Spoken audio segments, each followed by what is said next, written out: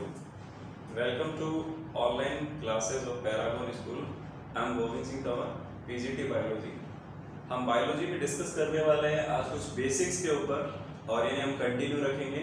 I hope आप सब देखते रहें और वॉच करते रहें, तो कंटिन्यू बने रहें। आज हम डिस्कस करने वाले हैं about the basic of biology. तो देखिए, biology is made up of two words. First bios plus logos. Bios का मीनिंग होता है लिविंग और लोगोस का मतलब होता है टू स्टडी। यानी बायोलॉजी वो ब्रांच है जिसके अंदर हम लिविंग को स्टडी करते हैं और इनके अंदर हम इनको स्टडी करते हैं। यानी लिविंग थिंग्स के बारे में अगर स्टडी किया जाए तो उसे बायोलॉजी कहा जाएगा। तो बायोलॉजी जो टर्म है वो पहली बार आया 1802 में। कब आया? 1802 में, और उसे दिया गया लेमार्क एंड ट्रेवनेरस के द्वारा। बिल्कुल याद रखेंगे सभी बच्चे, who gave the term Lamarck and Treviranus in 1802। अब आप इधर देखिए, बायोलॉजी का मतलब है ये एक ऐसा सब्जेक्ट है जिसमें हम लिविंग थिंग्स के बारे में ही पढ़ेंगे। तो बायोलॉजी को दो पार्ट्स में डिवाइड किया जा सकता है। Biology can be divided in two parts.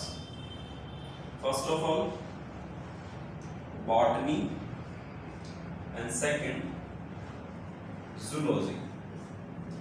Botany वह पार्ट है जिसमें हम स्टडी करते हैं प्लांट्स के बारे में, और जूलॉजी वो पार्ट है जिसमें हम स्टडी करते हैं एनिमल्स के बारे में। तो botany is related to plants and zoology is related to animals. तो अगर आप थोड़ा सा फोकस करें, बायोलॉजी को दो ब्रांच में डिवाइड किया गया है, बॉटनी में, और सेकंड ब्रांच है जूलॉजी। तो बॉटनी किससे रिलेटेड है? प्लांट से, और जूलॉजी किससे रिलेटेड है? एनिमल से। तो यानी हम दोनों का मिक्स कर देते हैं तो बायोलॉजी क्रिएट होता है। तो फिर मीनिंग यही निकल के आता है, तो it is a create by the living things, कि ये लिविंग थिंग्स पर की बात करती है। तो कुछ और बेसिक्स पर बात करें तो बायोलॉजी दो शब्द से बना है, bios and logos. Living to study, जिसमें हम लिविंग को स्टडी करते हैं। तो इसमें अगर आप देखें तो कुछ चीजें और देखेंगे हम। फादर ऑफ बायोलॉजी, जिनका बायोलॉजी में बहुत बड़ा कंट्रीब्यूशन रहा, उसे फादर ऑफ बायोलॉजी कहते हैं। और this credit goes to Aristotle. किसे जाता है बच्चों? एरिस्टोटल को। आई होप आप लोग इसे मेंशन भी करते जाएंगे और उसके साथ साथ आप कंटिन्यू यहाँ पर अपने नोट्स में से मेंशन करते चले जाएंगे। The father of biology is Aristotle and second father of zoology, ये भी आप मेंशन करेंगे। The father of zoology also Aristotle. Aristotle को ही फादर ऑफ जूलॉजी भी कहा जाता है। इसके साथ अगर हम बात करें तो फादर ऑफ बॉटनी, जिसमें हम प्लांट्स को स्टडी करते हैं, तो फादर ऑफ बॉटनी जाना जाता है थियोफ्रेस्टस। थियोफ्रेस्टस कौन थे? थियोफ्रेस्टस स्टूडेंट थे, और किसका स्टूडेंट थे वो? एरिस्टोटल के। तो आपको याद रहेगा कि थियोफ्रेस्टस का बहुत बड़ा कंट्रीब्यूशन रहा किसमें? बॉटनी में, जिन्होंने बहुत सारे प्लांट क्लासिफिकेशन को डिस्क्राइब किया, प्लांट्स के बारे में बताया, ट्री, शर्ब्स, हर्ब्स, जब हम आगे डिस्कस करेंगे। तो फादर ऑफ बॉटनी किसे कहा जाता है? थियोफ्रेस्टस को। तो इसके साथ अपन यहाँ पर कुछ बेसिक चीजें बात की, अगर हम रिवाइज कर लेते हैं। Biology can be divided two words, bios and plus logos. Bios का मतलब होता है लिविंग और लोगोस का मतलब होता है to study. So the biology word given into 1802 by Lamarck and Tavneres। Biology को दो पार्ट्स में डिवाइड किया जा सकता है। the first is a botany and second is a zoology। तो botany is related to plants and zoology is related to animals। फिर यहाँ हमने कुछ phenomena रखे हैं, यहाँ पर आप देख रहे हैं। the father of biology is Aristotle, father of zoology Aristotle, father of botany Theophrastus। I hope आपको ये सारी चीजें क्लियर हुई होंगी। अब हम धीरे धीरे आगे बढ़ते हैं और बायोलॉजी के कुछ बेसिक कंपोनेंट्स की बात करने की कोशिश करते हैं। तो देखिए आप यहाँ से सभी बच्चे साथ में मेंशन करते जाएंगे अपने नोट्स में जो चीजें मैं आपको यहाँ दे रहा हूं और चीजों को समझने की कोशिश करेंगे। तो देखिए, अगर हम किसी लिविंग ऑर्गेनिज्म की बात करते हैं तो उस लिविंग ऑर्गेनिज्म में अगर हम बात करें तो सबसे बेसिक कंसेप्ट होता है सेल। क्या होता है? सेल। अब सेल का फॉर्मेशन किस तरह से हुआ है?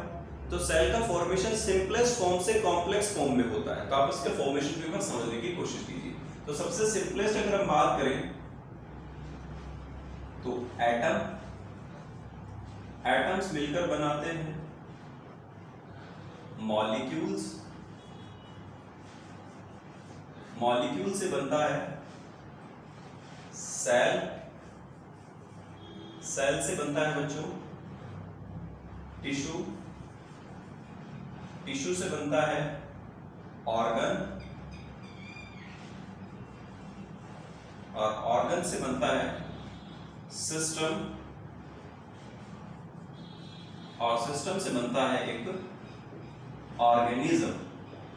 अगर मैं मेरी बात करूं तो मेरी सिंपलेस्ट फॉर्म सबसे पहले एक एटम थी।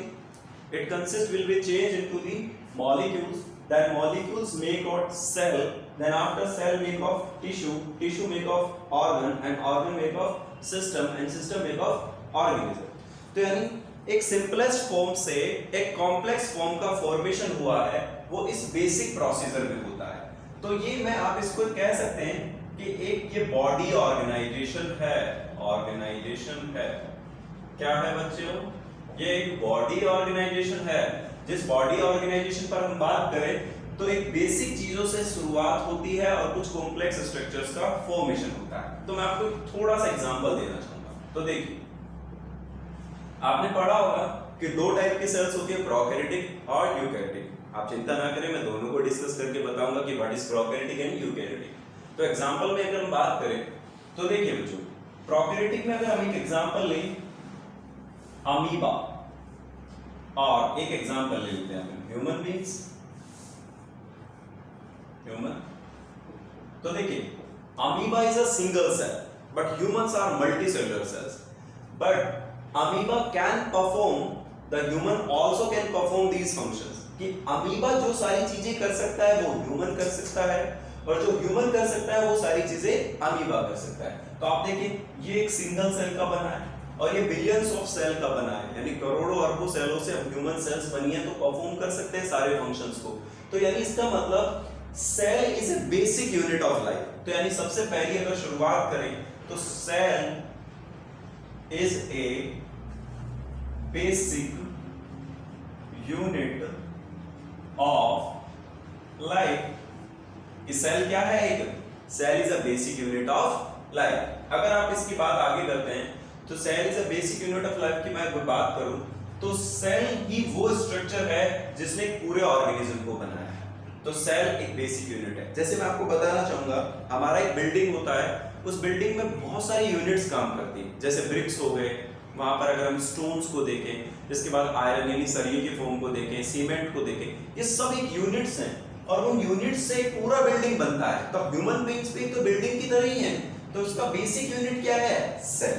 तो कैन हम बात करेंगे कि सेल होता क्या है और सेल की डिस्कवरी किसने की। तो आप इसका डेफिनेशन यहीं से निकाल सकते हो। तो देखिए, सेल कैन परफॉर्म स्ट्रक्चर, एक स्ट्रक्चर बना सकता है। सेल कैन परफॉर्म फंक्शन, एक फंक्शन कर सकता है। तो कह सकते हैं ना, the cell is a structural and functional unit of life. तो क्या डेफिनेशन हो गई? Cell is a structural and functional unit of life. Structure का मतलब जिसने आपको एक शेप प्रोवाइड किया है, आपको एक स्ट्रक्चर प्रोवाइड किया है, और फंक्शन का मतलब जितने भी ऑर्गन सिस्टम या ऑर्गन्स है वो सारे इसी के बेस पर काम कर रहे हैं। तो उसे हम क्या कह सकते हैं? Structural and functional unit of life. I hope I you understand. तो अब देखिए, हम आगे बात करें तो सेल के बारे में कुछ जानने के पहले हम एक चार्ट प्रिपेयर करते हैं जिसके बारे में जानेंगे कि सेल क्या है और सेल का डिस्कवरी किसने किया। ये भी आप बताएंगे मुझे सबसे पहले। कमेंट सेक्शन में आप आंसर दे सकते हैं। Who discover the cell first time? तो देखिए सब बच्चों, यहां से हम बायोलॉजी पर जो आगे बढ़ रहे हैं वो एक बेसिक सेल के ऊपर बात कर रहे हैं। तो देखिए सेल का स्टडी जो कहलाता है, the study of cell is known as cytology. Dear बच्चे सभी याद रखेंगे, what is cytology? The study of cell. Study of cell को क्या कहा जाएगा? साइटोलॉजी। अब यहां से एक क्वेश्चन बनता है मेरे दिमाग में, मेरे आपके में भी, कि साइटोलॉजी क्या है? तो who is the father of cytology? Who is the father of cytology? अच्छा क्वेश्चन है। तो देखिए फादर ऑफ साइटोलॉजी कौन हुए? Robert Hooke. क्यों? क्योंकि Robert Hooke discover the cell. First time Robert Hooke के द्वारा पहली सेल डिस्कवर की गई थी, इसलिए इनका क्रेडिट दिया गया है कि फादर ऑफ सेल साइटोलॉजी के लिए किसको रखा जाएगा? रॉबर्ट हुक को। तो रॉबर्ट हुक के बारे में थोड़ा सा जानते हैं। तो देखिए रॉबर्ट हुक, एक ईयर भी याद रखना है बच्चों यहां से आपको, 1665। 1665 में साइंस में एक बहुत बड़ा बदलाव आया और पहली बार किसी चीज का पता चला कि कोई बेसिक ऑर्गेनिज्म जो बना है वो एक बेसिक यूनिट का बना है जिसे सेल कहते हैं। तो मैं आपको बताना चाहूंगा कि रॉबर्ट हुक ने एक सेल्फ इन्वेंटेड माइक्रोस्कोप को यूज किया। सेल्फ इन्वेंटेड का मतलब होता है खुद के द्वारा बनाया गया। कौन सा माइक्रोस्कोप? खुद के द्वारा। माइक्रोस्कोप के बारे में आई होप आपको थोड़ा बहुत पता होगा कि माइक्रोस्कोप वो चीज है जिसमें हम किसी भी चीज को बड़ा लार्ज करके देख सकते हैं और उसे डिटेल में स्ट्रक्चर को स्टडी कर सकते हैं। तो देखिए सेल्फ इन्वेंटेड माइक्रोस्कोप की बात कर रहे हैं। दूसरा, पहली बार इन्होंने प्लांट कॉर्क में, प्लांट कॉर्क कैसा होगा? डेड सेल होगा। अब क्या है सर प्लांट कॉर्क? तो देखिए जान लीजिए, आप लोगों ने पहले देखा होगा एनिशिएंट टाइम में जो लोग कुछ पॉइजन या कुछ लोग हनी, इन चीजों को पहले क्या करते थे? प्रोटेक्ट करते थे कुछ ग्लास बोतल्स में।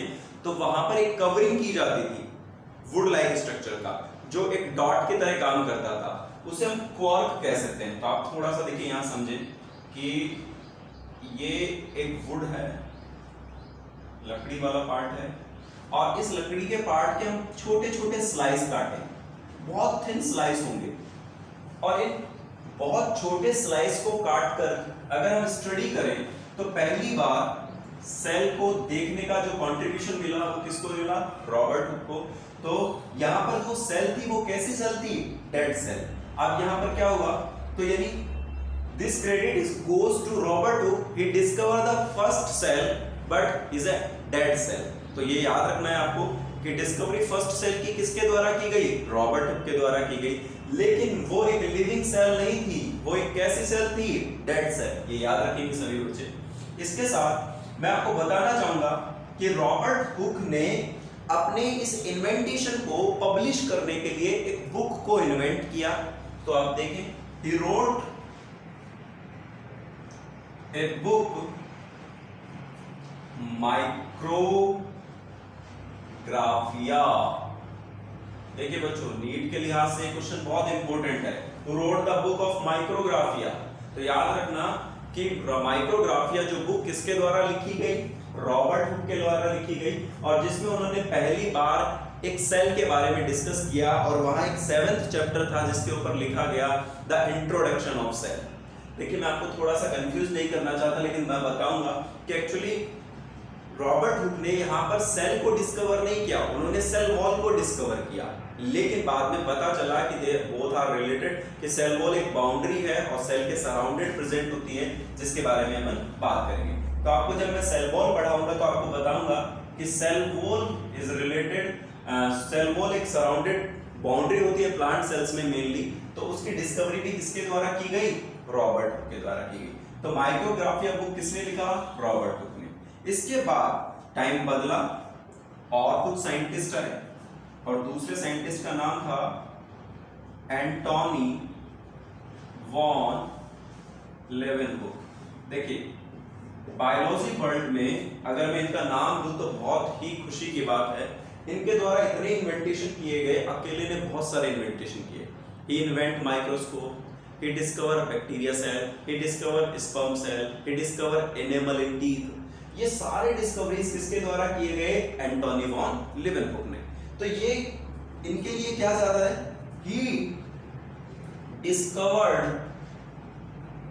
first living cell। बच्चों मेंशन करो, he discovered first living cell, और इनके द्वारा फर्स्ट लिविंग सेल को डिस्कवर किया गया और उसे क्या नाम दिया गया? एनिमल्क्यूल। ये भी याद रखिए, क्या नाम दिया गया? एनिमल्क्यूल नाम दिया गया, जिसके अंदर अपन देखिए discover the first living cell. तो आपसे दो क्वेश्चन यहां बनेंगे। Who discover the dead cell? Answer is your Robert. Who discovered the living cell? Your answer is Anthony von Leeuwenhoek। याद रह जाएगा ये दोनों चीजें बच्चों, यहाँ पर क्लियर है। इसके साथ अपन जब आगे बढ़ते हैं तो अपन बात करते हैं कि सेल क्या है। सेल एक कंपोजिशन है जो दो थिंग्स से बनकर बना है। इस सेल के अंदर साइटोप्लाज्म भी होता है और सेल ऑर्गेनल्स भी होता है। तो अपन इनके बारे में भी यहाँ पर जानने की कोशिश करेंगे। सबसे पहले आपको एक स्टडी पता चला सेल का। सेल क्या है? The study of cell is known as cytology। अगर हम सेल के डेफिनेशन ले लें तो सेल क्या है? Cell is a structural and functional unit of life। बोलिए क्या है ये? Cell is a structural and functional unit of life। चलिए आगे बढ़ते हैं अपन इसके आगे और कुछ थोड़ी सी चीजें देखते हैं। तो देखिए आई होप आपको समझ में आ रही होंगी। आप अपने साथ एक नोटबुक लेके बैठे और इन चीजों को नोट करते चलें। तो देखिए आगे हम बढ़ते हैं इसके साथ।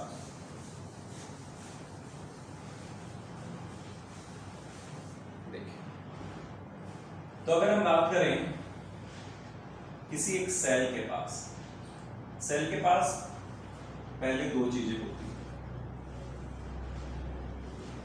एक तो होता है साइटोप्लाज्म, जिसे हम सेल फ्लूइड कह सकते हैं, और एक होता है बच्चों सेल ऑर्गेनल्स। ठीक है। सो साइटोप्लाज्म क्या है? एक सेल फ्लूइड है और सेल ऑर्गेनल्स उसमें डिप रहते हैं। तो सेल ऑर्गेनल्स को भी हम समझने की कोशिश करते हैं। सेल ऑर्गेनल्स क्या है? तो can you divide into 3 parts. देखिए एक तो होते हैं सिंगल मेम्ब्रेनस सेल ऑर्गन, एक होते हैं डबल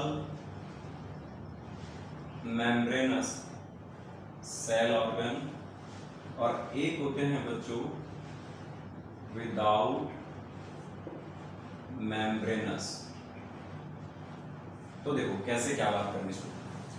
ये कोई सपोज कर लीजिए एक सेल ऑर्गन है, अगर इसके ऊपर एक बाउंड्री है तो सिंगल बाउंड्री, अगर इसके पास दो बाउंड्री है तो डबल मेम्ब्रेनस, और अगर इसके पास एक भी बाउंड्री नहीं है तो ये कैसा हो जाएगा? Without membranes. तो देखिए कैसे होते हैं। तो अगर हम सबसे पहले डबल मेम्ब्रेनस की बात कर लेते हैं तो देखिए डबल मेम्ब्रेनस में आपने देखा होगा कि सेल के पास एक बहुत इंपॉर्टेंट स्ट्रक्चर होता है जिसे हम कहते हैं nucleus. Nucleus is also known as director of cell, centre of cell, master of cell, because nucleus ही पूरी सेल की जो मूवमेंट्स हैं उनको कंट्रोल करने का काम करता है। तो देखिए डबल मेम्ब्रेन में सबसे पहला आप लीजिए न्यूक्लियस, दूसरा अगर आप लेंगे तो जिसे हम जानते हैं power house of cell is also known as mitochondria. तो देखो माइटोकॉन्ड्रिया, एंड थर्ड अगर हम बात करें न्यूक्लियस, माइटोकॉन्ड्रिया, और अगर थर्ड बात करें तो chloroplast. Chloroplast. So mostly chloroplast कहां प्रेजेंट होता है?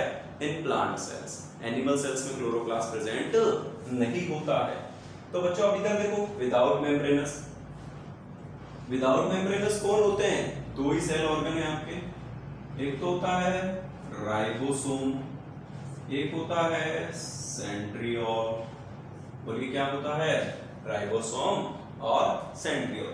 राइबोसोम और सेंट्रियोल विदाउट मेम्ब्रेनस होते हैं, जबकि nucleus, mitochondria, chloroplast double membranous होते हैं। अब रिमेनिंग जितने भी बच रहे हैं उन्हें आप कहां ले आएंगे? Single membranes. तो कौन कौन बच गया? सबसे पहले ईआर। ईआर को क्या कहते हो आप? Endoplasmic reticulum. ठीक है। दूसरा Golgi body. In plant is also known as dictyosome, वहां इस नाम से जाना जाता है। Golgi body, endoplasmic reticulum, lysosomes जिन्हें सुसाइड बैग्स कहा जाता है, ग्लायोक्सिसोम, पैरोक्सिसोम, ग्लायोक्सिसोम, पैरोक्सिसोम, ऑक्सीसोम। ठीक है। इसके साथ हम एक और मेंशन करेंगे, न्यूक्लियोलस। ये कहां प्रेजेंट होता है? न्यूक्लियस में। ये सारे के सारे सिंगल मेम्ब्रेनस होते हैं। तो देखो, ग्लायोक्सिसोम, पैरोक्सिसोम और ऑक्सीसोम, इन्हें स्टोरेज बॉडी कहा जाता है। स्टोरेज ऑर्गेनल्स कहते हैं, ऑर्गेनल्स कहा जाता है। स्टोरेज ऑर्गेनल्स क्यों कहा जाता है? क्योंकि ये कुछ फूड पार्टिकल्स को स्टोर करने का काम करते हैं। ठीक है। इसके साथ अगर हम एक और मेंशन करें तो प्लांट सेल्स में एक वैक्यूल पाई जाती है, उसे भी आप सिंगल मेम्ब्रेन में ला सकते हैं। तो vacuole also known as single membrane. एक बार रिवाइज कर लो बच्चों। सेल के अंदर दो चीजें हैं, साइटोप्लाज्म और सेल ऑर्गेनल्स। साइटोप्लाज्म किसका बना होता है? सेल फ्लूइड का। सेल ऑर्गेनल्स को तीन कैटेगरी में डिवाइड किया, single membrane, double membrane, without membrane. तो सिंगल मेम्ब्रेन क्या है?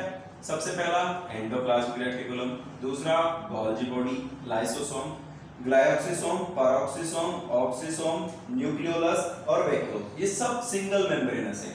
जबकि डबल मेम्ब्रेन में अगर हम देखें, न्यूक्लियस, माइटोकॉन्ड्रिया, क्लोरोप्लास्ट और इसके साथ विदाउट मेम्ब्रेनस। तो मैं आपसे पूछना चाहूंगा, what is the function of ribosome? तो आपको पता होगा बच्चों कि राइबोसोम को प्रोटीन की क्या कहते हैं? फैक्ट्री। क्योंकि राइबोसोम क्या बनाने का काम करते हैं? प्रोटीन बनाने का काम करते हैं। और सेंट्रियोल क्या काम करता है? Cell division. Cell division. तो आप मुझे बताएंगे कि क्या प्लांट सेल के पास सेंट्रियोल होता है या नहीं होता? ये आप पे, ठीक है, आप बताएंगे मुझे। इसके साथ अगर अपन बात करें, एक और टर्म आती है, देखो डियर स्टूडेंट्स, क्या आती है? इसे थोड़ा सा समझने की कोशिश करते हैं। एक वर्ड आता है बहुत बार, प्रोटोप्लास्ट। क्या बता सकते हो क्या होता है प्रोटोप्लास्ट? ना, नहीं पता, बताएंगे ना। तो देखिए, प्रोटोप्लास्ट क्या होता है? प्रोटोप्लास्ट की अगर हम बात करें तो कोई सेल है और उसके साथ सेल वॉल है। तो ये मेनली कैरेक्टरिस्टिक किसका हो जाता है? प्लांट्स का। बात सही है, क्योंकि सेल वॉल किसके पास होती है? प्लांट्स के पास। जबकि एनिमल सेल्स के पास तो सेल वॉल होती ही नहीं है। बिल्कुल राइट। अब मेरी बात सुनिए, प्रोटोप्लास्ट क्या है सर, ये बताइए ना। तो देखिए, if we remove the cell wall, if we remove the cell wall, is called protoplast. अगर हम किसी सेल से उसका सेल वॉल रिमूव कर दें तो उसे क्या कहा जाएगा? प्रोटोप्लास्ट कहा जाएगा। तो ठीक है, आपको ये वाली बातें यहां तक समझ में आई। तो मैं आपको सबको बोलना चाहूंगा कि आप एक अपना फेयर नोटबुक बनाइए, जिसमें जो चीजें भी मैं आपको यहाँ मेंशन करवा रहा हूँ वो आप यहाँ पे लिख सकते हैं। इसके साथ में आपको आगे देखते रहना है। ठीक है, तो थैंक यू सो मच।